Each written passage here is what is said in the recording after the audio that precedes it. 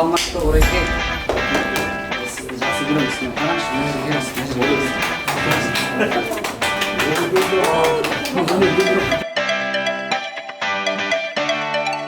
Dört yıllarımız teң olup, dört kelini sürüp, үлкен sizin toylarınızda кездесек.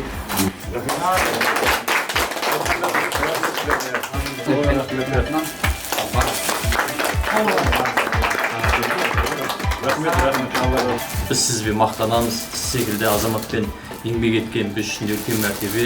Орал өзінің кім екенін мынау Түркістан облысында, біздің Жамбыл облысында, Арыс Алматы Астана, Қазақстанда баяғыдан дәлелдеп қойған қандай журналист екенін.